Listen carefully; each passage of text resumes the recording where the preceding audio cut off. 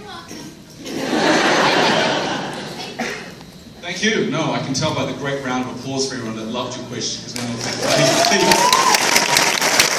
I won't play half of those props. They're mine!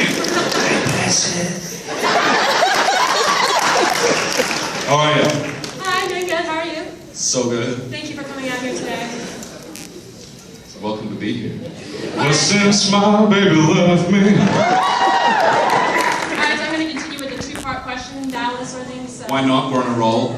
you have said that you've been a long-time fan of Star Trek, so I'm just curious, how did you become a fan? Was there a certain moment or that you remember? It was just, you know, as a kid, you know, I would watch Star Trek with my dad, and I always liked the shows that freaked me out, and Star Trek really freaked me out. And to my mind, those were some of the best episodes. It wasn't necessarily the science fiction that I enjoyed about Star Trek, which was fantastic, but it was really kind of, to me, always a cult of personality. I tuned in every week to see how, you know, that triumvirate of Bones and Kirk and Spock, you know, would overcome their differences in order to defeat a common adversary, and it was a character study, and that's why I was drawn to the show. And so, you know, when I heard that JJ was rebooting it, I was like, I want in on that. I don't care what I'm playing. Give me a red shirt. I will get that. And so it was funny. I went to the meeting with JJ and sat down, and after a few minutes he goes, well, do you have any questions? And I said, yeah, what's the script? What's the story? He goes, can't tell you. I said, oh, guess I've got no questions. So we sat and looked at each other in silence. Okay, thanks, great to meet you. And I walked out that door thinking, oh, come on. I really thought I'd blown it. And a few months later, we got a call from them saying, well, JJ would like you to come in and read for Bones. And I was thrilled at that. And I didn't go back and watch any of the old episodes. I guess had a sort of fundamental understanding of that character and his relationships and his part of the whole process. And so I went in there and I started doing the take, and then like halfway through, JJ starts laughing, and I'm in there doing the scene. I'm thinking, what the hell is he laughing at? And I suddenly clicked, he's laughing at me. And I just about blew it. I just about forgot my lines, because I hadn't done theatre for a long time. I was completely taken aback. And at the end of that take, he goes, oh my God, that's it, that's Bones. And he looks around at Brian Burke and April Webster, and they're like nodding, and I went, okay. And he turned back and he said, well, I guess we should do it again. We did it once more. I walked out. Within half an hour to an hour, I got the call, you're in. And that was, to me, one of the most amazing points in my career, to go into a situation and to do your work to the best of your ability and know that you nailed it. And from there, I just sort of feel so blessed to be a part of this family.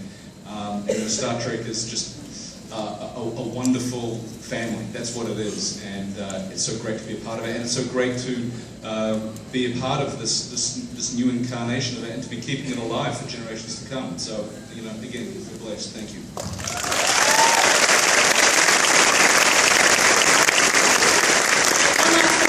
What's your favorite generation? My favorite generation?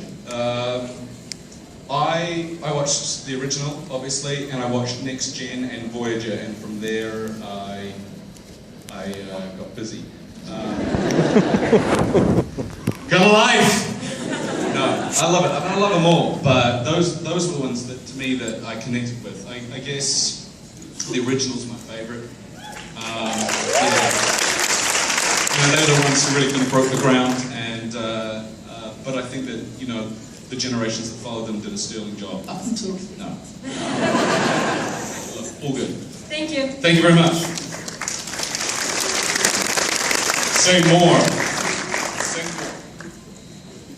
All right. Thank you very much. Let's swim to the moon. Let's climb through the tide. Don't do that. Is that it? That's it. Well, let's hit one more. All right. Let's do one more question. Sir, and then you, because it's a double question. Looking on. I just wanted to start off by saying thank you for Dread. You reinstated my faith after Stallone's, hey man, you're under arrest. What are you talking about? I love Stallone's version. I had that when I was 5. It was good when I was 5. Thank you. And my second question is, now that Abrams is getting close to finishing Star Trek and Star Wars, has he approached you with any role?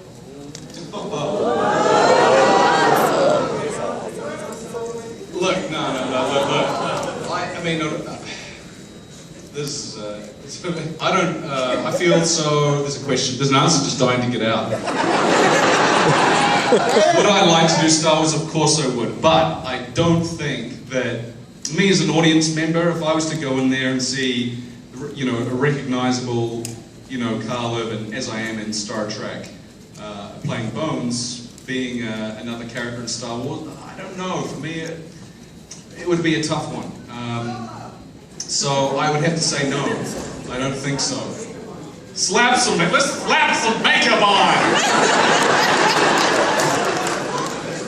Bit of rouge, bit of neutron cream. Thank you for the question. Look, I just can't wait to see what JJ does with that, because I know he's going to knock it out of the park. If they can dial the story in and get that right, it'll fly. And you know, I've got full faith and confidence in JJ's ability. He's one of the smartest directors and producers that I've ever worked with. And you know, just to see generations of filmmakers that have copied him after his innovations on Star Trek. No, I'm not talking about Zack Snyder, for example. Well, I am. If you have a look in his Superman movie, the way he punches in and, you know, does his action, I mean, all that stuff was pioneered by JJ. So, yeah, I'm just wandering around with this question. Man, last question. Pressure's on. I'm a huge Hercules and Xena fan. I was wondering, who do you prefer to play, Cupid or Caesar? Cupid or Caesar? Well, again, that's a hard one to differentiate. You know, they're both really great characters. Cupid spent a lot of time in the gym. You know, and when they first designed that costume, they forgot to put an apparatus for me to go to the bathroom. So it had difficulties, is what I'm saying. You know, Caesar was fun. You know, Caesar, the bad boys are always fun to play. I remember this one time I was in the scene with Lucy, and she's on this opposite side of this bed, and she is like seductively crawling across the bed towards me. And I'm loving this so much, I don't want to blink. I'm just watching her come towards me, and all of a sudden one of my contact lenses falls out because I'm not blinking. And all of a sudden I'm doing this.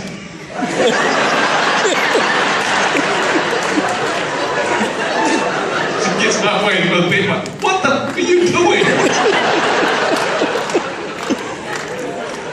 Thank you very much, you've been a great audience. Thank you for having me in your wonderful city, and I do hope to come back again. I'm going to be doing some more autographs, and we're going to do some more photographs. Feel free to come on, let's get a photo together, let's share this moment.